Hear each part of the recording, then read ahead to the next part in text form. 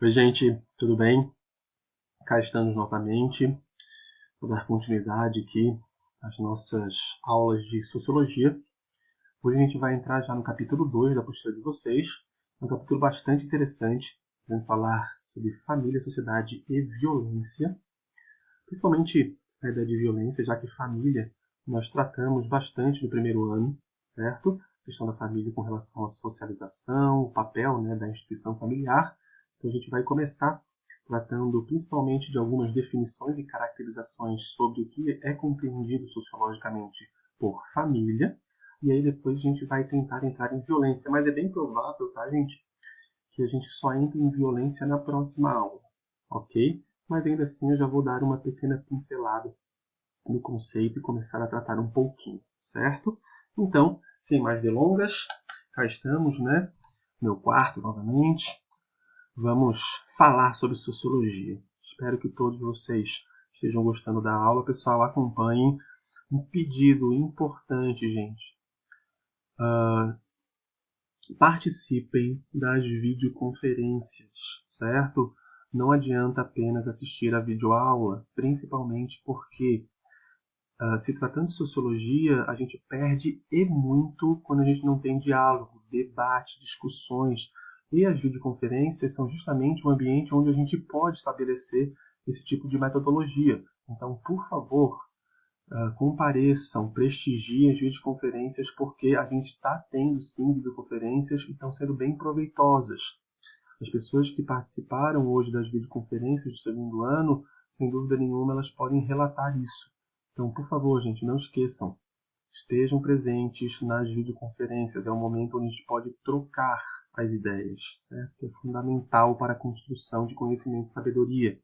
Dito isso, vamos lá.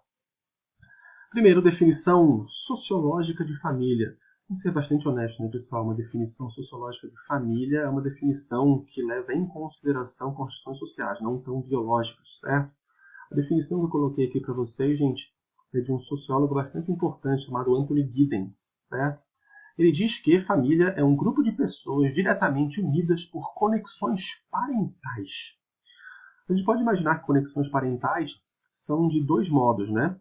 As conexões sanguíneas, efetivamente, ou seja, as conexões a partir da biologia, pai, mãe, filho, filha, irmãos e assim por diante, ou seja, as conexões que são estabelecidas a partir desses laços parentais consanguíneos, e as conexões a partir do matrimônio, né, do casamento, ou seja, quando a gente fala de um homem e uma mulher que não são parentes, mas estabelecem um laço parental a partir de laços matrimoniais, ou seja, se casam e passam a ser parentes perante a sociedade, certo? E é claro, né, tudo que vem de forma conjunta. Quando você se casa com alguém, mais do que um marido, uma mulher, um companheiro, uma companheira, você também acaba ganhando, vamos colocar assim, sogro, sogra, cunhado, cunhadas e assim por diante, certo?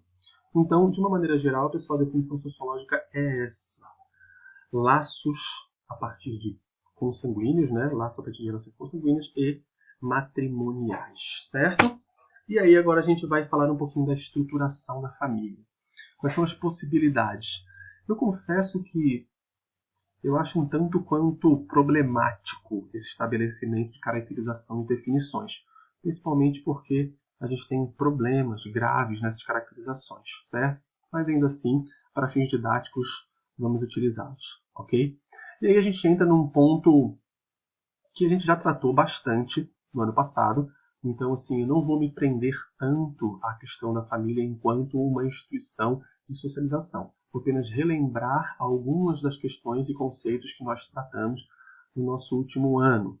Lembre-se, gente, a família é essencialmente a estrutura responsável por fazer com que um sujeito, um ser humano, se transforme em ser humano. Vocês devem lembrar que eu sugeri para vocês que um ser humano, quando ele nasce, ele não é efetivamente um ser humano para a sociologia. Ele é um bicho, ele é um animalzinho. E ele vai aprender a ser humano a partir do momento em que ele vai ter uma socialização primária. A socialização primária é sempre feita pela família. Neste caso, pai e mãe. Lembrando que pai e mãe não é uma referência biológica, e sim uma função social. Qualquer pessoa que ajude, por exemplo, uma criança a andar de forma ereta e a articular a linguagem humana pode ser vista como a mãe. Não precisa nem ser uma mulher, pode ser um homem a fazer isso. E não precisa nem ser parente, pode ser um amigo ou qualquer coisa do gênero, certo? Então não esqueçam, pessoal, quando nós falamos de família no sentido social, nós estamos falando muito mais de funções sociais do que particularmente sobre biologia. Esqueçam a lógica da biologia, ok? Isso é importantíssimo.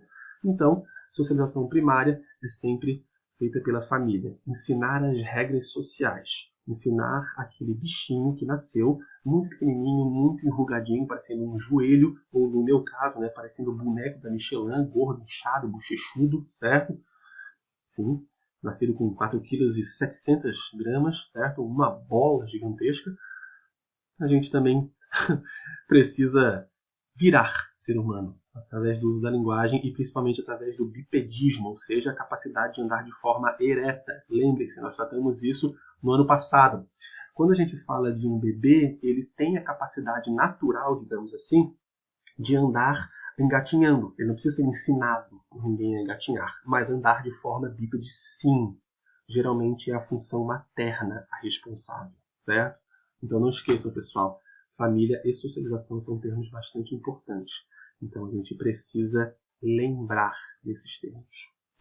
E aí, continuando, como eu falei para vocês, hierarquia e estrutura familiar. Por que eu acho bem problemático essa estrutura, essa hierarquia, essa articulação? Hoje em dia, eu não sei até que ponto a gente consegue manter, né, esses termos, esses conceitos na realidade. Vamos lembrar o seguinte, eu sempre gosto de trazer à baila, à tona, o conceito de modernidade líquida para um filósofo polonês chamado Zygmunt Bauman. O Zygmunt Bauman, quando ele diz que a nossa sociedade, a sociedade atual, ela é uma sociedade líquida, em grande medida, ele está sugerindo exatamente que conceitos, instituições, estruturas que deveriam ser concretas e sólidas se liquefizeram, se transformaram em relações flexíveis, líquidas, em grande medida ajustáveis, certo? Não são tão mais sólidas como já foram em algum momento da história humana. E a família, sem dúvida nenhuma, é um exemplo disso. Quando a gente fala hoje em dia de família, a gente está falando de inúmeras possibilidades de pensar, de compreender, de relacionar família, certo? Só que, para fins didáticos, pessoal, a gente vai tratar aqui de alguns dos conceitos que são os mais tradicionais para tentar compreender a estrutura e hierarquia de família. O primeiro deles é a ideia de família nuclear. Pensem, nuclear obviamente vem de núcleo, certo? O núcleo é uma relação muito mais fechada.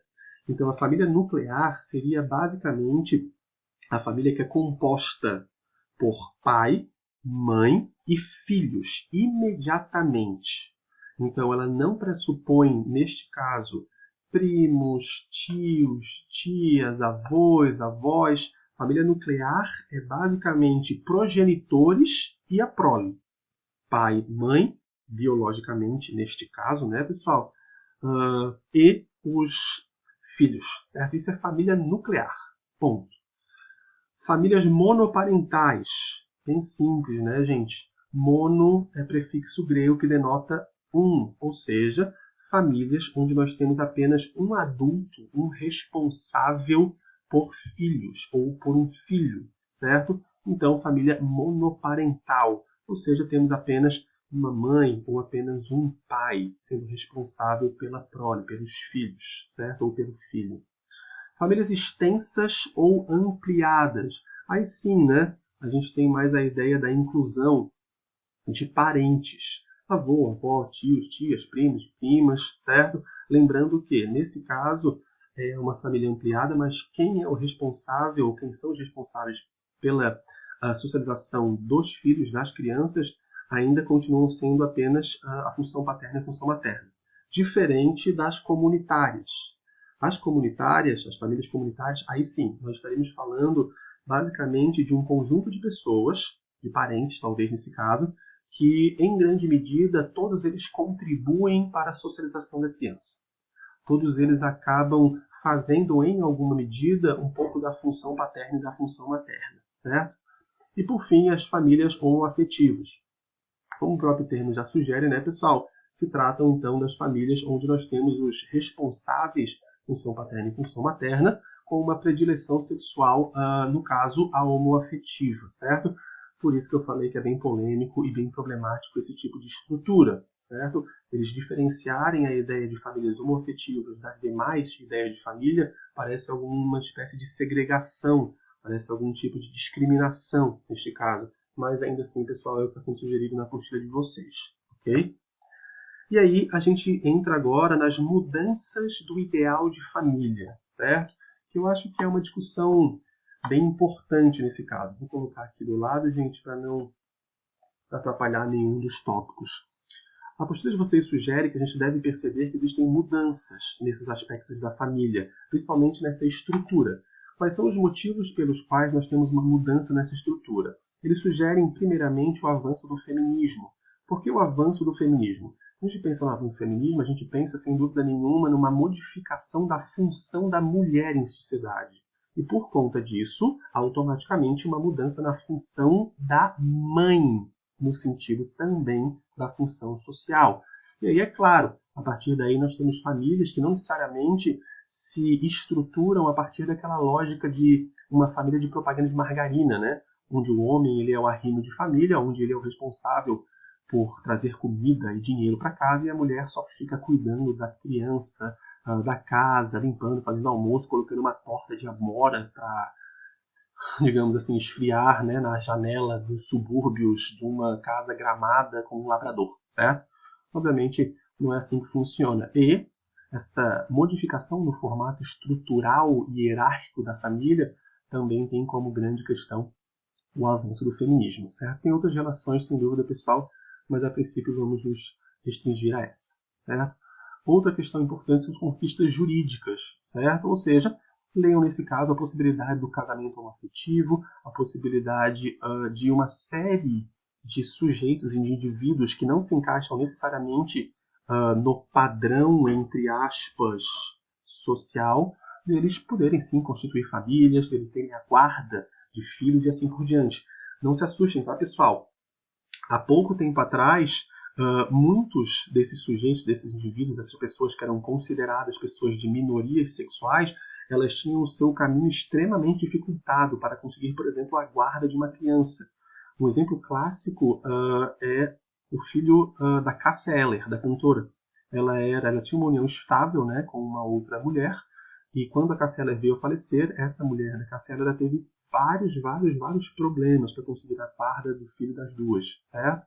Muito por conta dessa discriminação sexual, especificamente. E uma outra questão para alteração dessa hierarquia, dessa estrutura, é, sem dúvida nenhuma, o aumento na taxa do divórcio, certo? Há 50 anos atrás, casar era para sempre, ponto final. Na saúde e na doença, até que a morte os separe. Isso era levado bastante a ferro e fogo, principalmente pela influência da religiosidade neste caso, ok? E aí, chegamos finalmente à ideia de violência.